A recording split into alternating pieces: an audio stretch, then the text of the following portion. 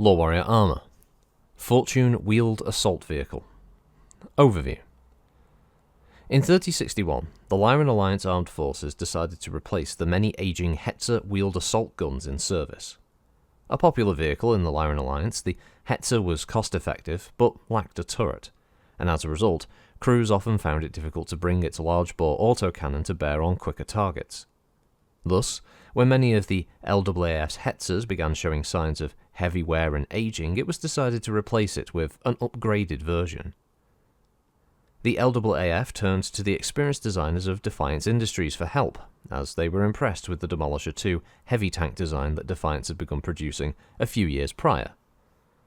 The Fortune Wheeled Assault Vehicle, as the new design came to be called, was fully twice as massive as the Hetzer, enabling it to carry significant armor as well as 2 heavy autocannons mounted in a turret. Test crews would joke that it was 2 Hetzers in one, and highly praised the control layout, which mimicked the Hetzer in many ways.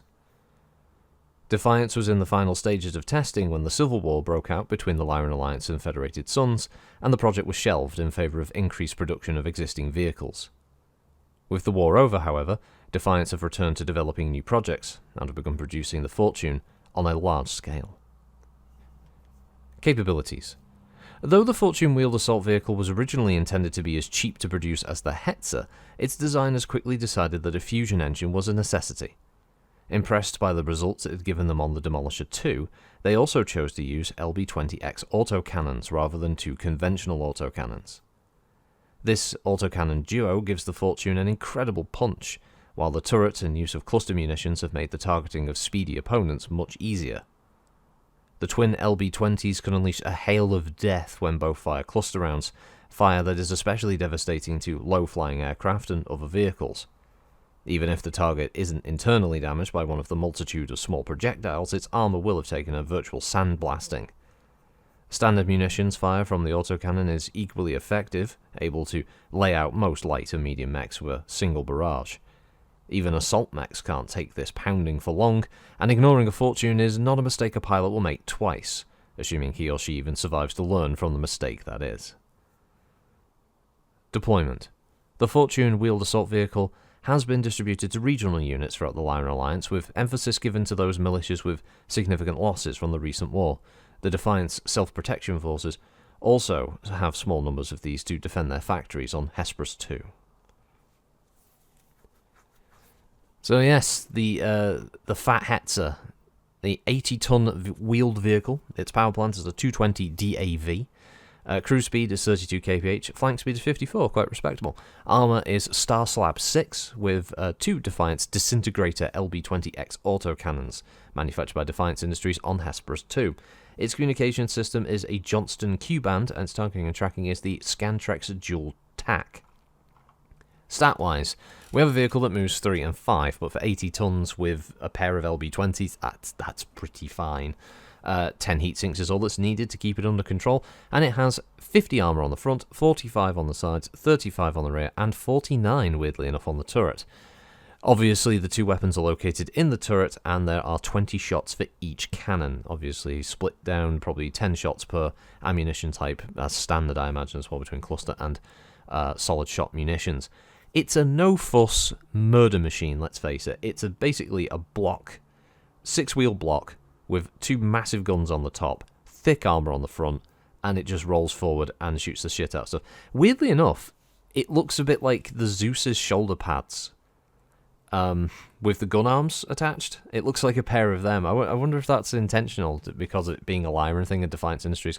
I'm pretty sure Defiance built the Zeus, so it would be a nice little nod to that same design idea.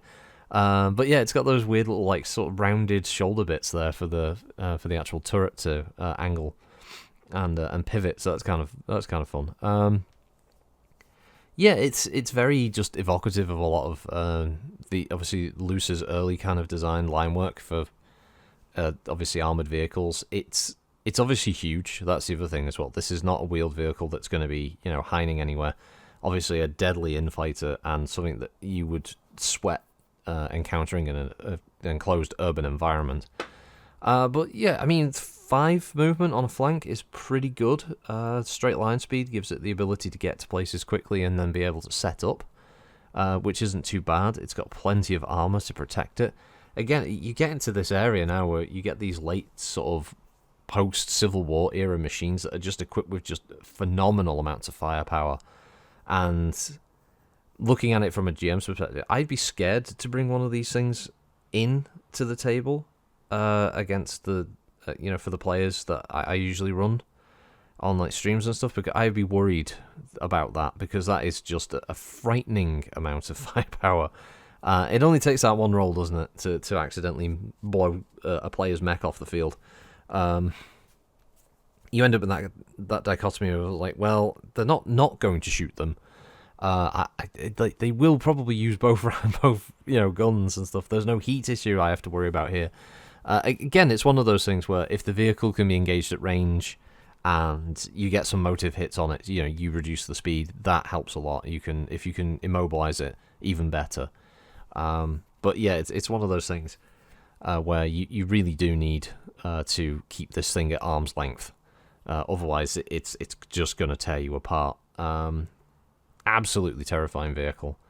Probably not the most exciting miniature. If you had them to paint, it's probably quite easy. You dip it in the base color, and then you dip it in another color once that first one's dried, and then you do some like edge highlighting, and it's done. Because you don't need to do a lot.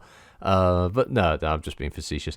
Yeah, it's cool. It's cool. It's scary. It's everything that fits the Lyran armed forces to a T. How big are the guns? Yes. It's got all the ammo that it needs to go for a while. It's got plenty of armor. Yeah, it's just like this perfect siege weapon / defensive. Like, it holds a hard point. It is the hard point kind of thing. So it does that very well. So yeah, it's kind of scary one, the Fortune Wheeled Assault Vehicle. I'm sure many of you listening have had your own encounters with this deadly little bugger. So yeah, thanks for listening, as always. I'll catch you next time for the next one. Have a good one. We're getting close to the end of the vehicles on TRO 3067, so if you're a bit bored of tanks, don't worry, mechs will be coming. Until then, have a good one all. Thanks for listening. Bye-bye.